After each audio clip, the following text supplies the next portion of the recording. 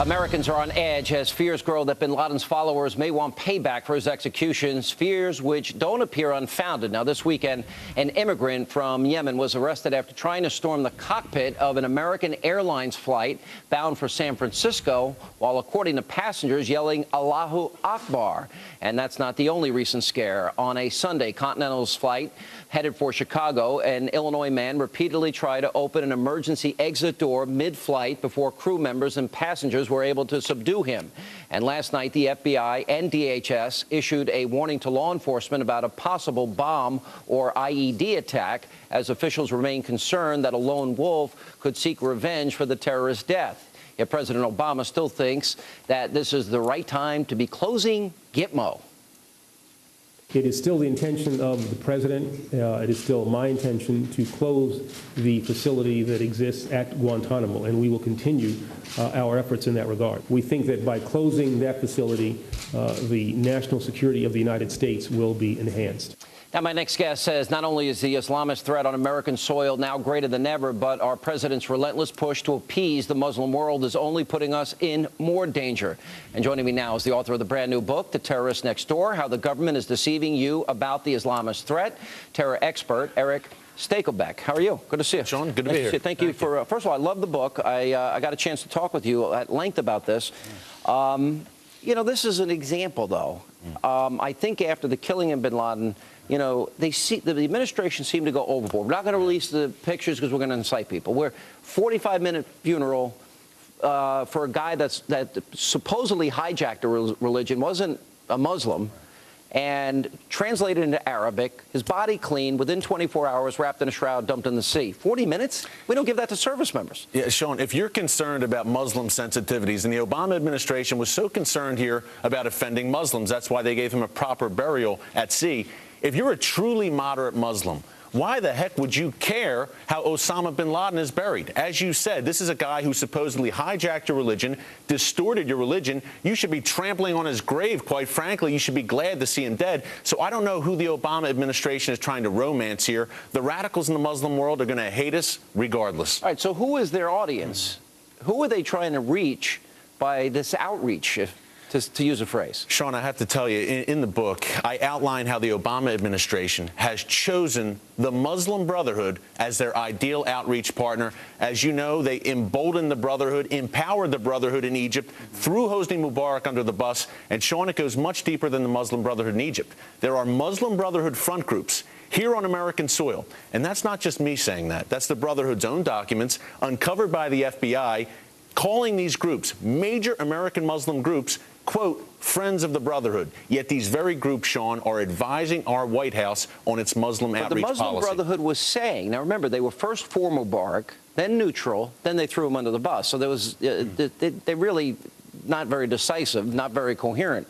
But the Muslim Brotherhood was saying at that time, prepare for war with Israel. Now, I was warning people, and people say, no, Hannity's obsessed. This is a democracy movement. Unfortunately, it turns out I'm right.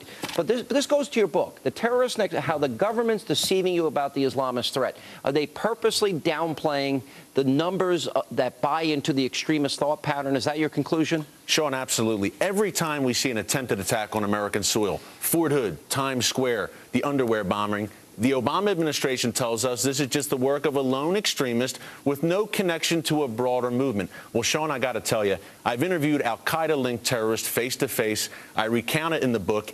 Every time I interview them, I say, why are you doing this? They don't say it's poverty. They don't say it's the Israeli-Palestinian conflict. They say it's Islamist ideology. It is the ideology. That's something this administration cannot wrap its head around. All right, but it's not also the government. It's also the media. As I read reports about this guy apparently shouting Allahu Akbar, God is great, the report in the AP said that he said God is great. We know from past experience, people committing acts of terror, that is a phrase that is often used. Why wouldn't they put in the real words? Why did it take the Daily Mail in London to first report that, and then it gets picked up? Sean, that's the height of political correctness, to actually say, to report that he said Allahu Akbar. Think back to Fort Hood, when also the jihadists there yelled Allahu Akbar. Wait a minute. And the administration said this is not a terror. We don't believe this is connected to terror. Right. And wasn't that Sean, their response? They still have not, and even our own Pentagon, talk about government deception, they still have not labeled the Fort Hood attack Islamic terrorism. And Sean, this is no time to mince words. It's not violent extremism. Right. It's Islamic terrorism. There's what, 1 billion Muslims in the world, right? Okay. How many do you think, what percentage do you think, buy into this radical jihadist, you're doing God's will, 72 virgins, war with the infidels? What percentage do you think of the faith believes that? Well, Sean, credible estimates say 10 to 15% of all Muslims. There's 1.6 billion Muslims worldwide.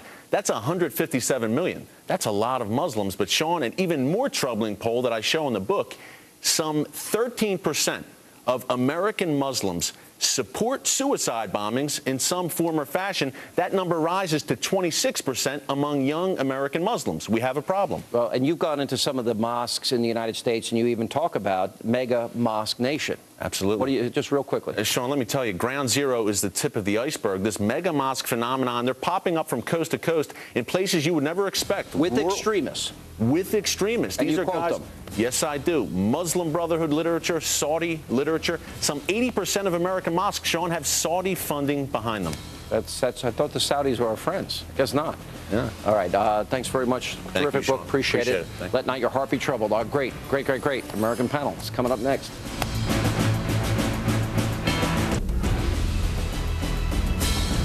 And before we get to our great American panel, let's get the results of our text voting poll. And we asked if you think that the rapper Common should be disinvited to the White House. 59% of you agreed with me and said yes. 41% said no. And only a handful were not sure. And on our great American panel, he is an editor at dailycaller.com, Fox News contributor.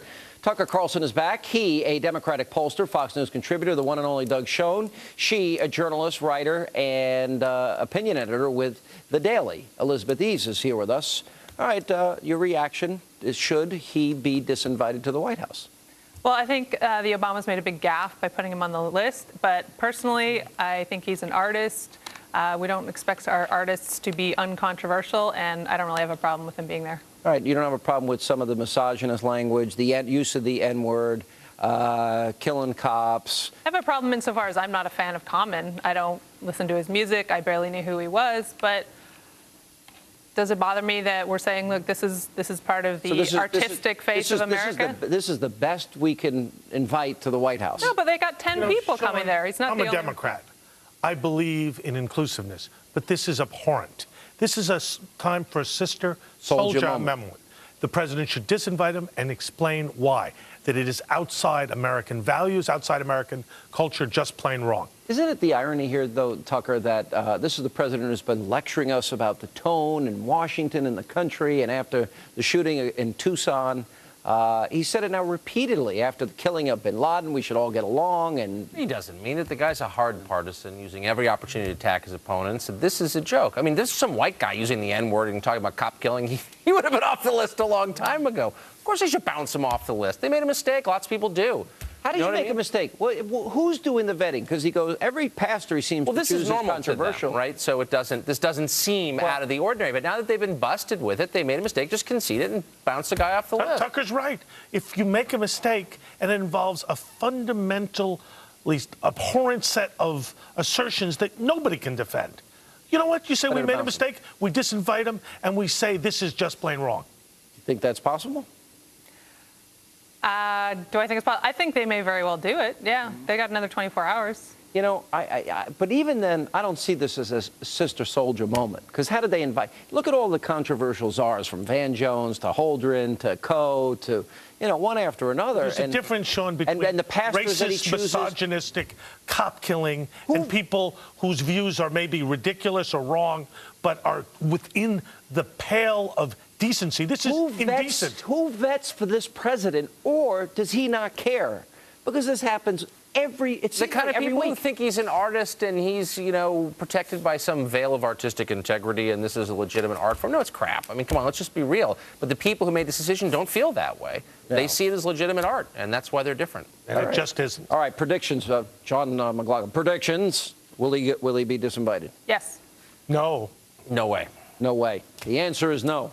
More with our great American panel. We got a lot of topics to cover, and that's all coming up straight ahead.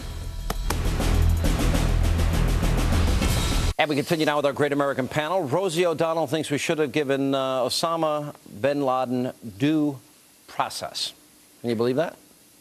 Well, it's true. Let's run the shot. You can be happy for the death of a person in terms of that he no longer walks the earth, that he, quote unquote, didn't deserve to live. You can also be upset about the fact that he didn't have due process, that he didn't get tried, that he wasn't, brought to the Hague for War Crime Tribunal. Many people, like including now on the Twitter feed, say, well, Rosie, often in capital letters, it was illegal for them to fly planes into the Twin Towers. I'm fully aware of that because other people are capable of criminal acts on our soil doesn't equate to, therefore, we are allowed to do criminal acts on their soil. What part of this, Rosie, somebody educate this woman. He's not an American citizen. He declared war on the United States. They did the right thing. They put a bullet in his head. That's what happens in war. What is she thinking? I don't know why she even thinks that the SEALs had a choice. I mean, they're in a hostile situation. They're in a war. I mean... Well, wait a minute. To quote her, because the criminal acts on our soil, we're not allowed to do criminal acts on their soil. That's her rationale. She doesn't realize that we're actually at war with Islamic extremists. Right, but even in the immediate situation of being in the house, it seems as though they had every reason to, need to kill this guy. Well, they violated. And this is, frankly, somebody who's even more absurd than common. Because this is just ridiculous. I agree. We are in a war. This woman is propagating ideas that are ridiculous. She should cease and desist. I don't think she should cease and desist. I think the Republican National Committee ought to put her on salary to get her to keep talking, because her views are the perfect distillation of dumb liberalism. It really is. I think the more Christine... Not liberal. No, it dumb. is, though. No. It is, though. Dumb. It's a certain species. You know She's exactly. I'm a practical, rational liberal. Look, She's if you dumb. live in a rich neighborhood, and I'm sure you do... Yeah, I do. Your neighbors have the same thoughts. No, they don't. Yes, they do. Because I know them. Because I've lived in that neighborhood. I live in the slums of Park Avenue. I know. Come and on, you know what? Doug. They just Rosie O'Donnell speaks for a lot of people, and you know that. She doesn't. Yes, she does. does. Not my world, not my neighborhood. How do you explain, I love Chris Wallace's question, how do you explain this obsession with enhanced interrogation techniques? That is over the top. Eric Holder calls it disgusting. They call it torture. So we can't have those techniques used on Khalid Sheikh Mohammed, but we can put a bullet in the brain. Shoot him in the face. They shoot him in the face. Interrogation techniques are what got us to the courier, which Bingo. got us to bin Laden, which has achieved a victory for all Here's the Americans. timeline. It got us to the courier's nickname, got us to his real name, got us to eavesdrop, got us to read his email, got us to bin Laden. Victory. Bullet in the head. Victory for all Americans. Exactly. But we can't use enhanced interrogation techniques to get that information. Well, we have to, Sean. We have to keep everything on the table to achieve the kind of victories we achieved last week. I think the American people are probably just as happy not knowing the details, but generally supportive of doing what we have to get that information. I personally wish the U.S. government, and that including the last administration, would stop talking about it. I don't think it helps anybody. How about give George Bush a little credit for Bush's policy? It doesn't help anybody to get into the details of how we extract this information. The U.S. doesn't benefit from that. Let me ask you this. Newt Gingrich will be on this program tomorrow night. We expect that he will announce that he's running for president. How can Newt Gingrich, how would Newt Gingrich, let me ask this question, do in a debate against Barack Obama? Oh, I think he'd hold his own really well. Hold his own or even better? I think he would do really, really well, and then he would make some crazy gaffe along the lines of understanding, the Kenyan colonial mind in order to understand something like that, and that would shoot himself in the foot. Yeah, I'll give some free advice to Newt. Move towards developing and articulating a clear economic philosophy for revitalizing America. Elizabeth is right. People do not want outlandish extreme rhetoric. They want practical solutions to our problems. He does that. He has a chance. The thing that makes Newt Gingrich wonderful to listen to, I think compelling, is the fact that he's kind of out there. He throws out these ideas that other people don't have.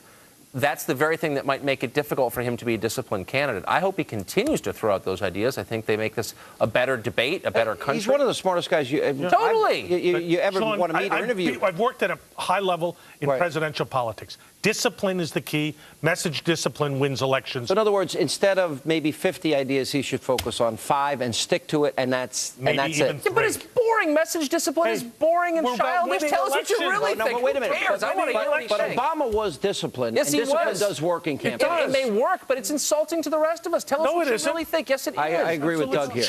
It's not. It's the key to patronizing. politics. All right, we're out of time. That's all the time we have left. But, guys, good to see you. Thanks Thank for being you. with us. Let not your heart be troubled. The news continues. Martha McCallum is sitting in for Greta, and we'll see you tomorrow night. Martha.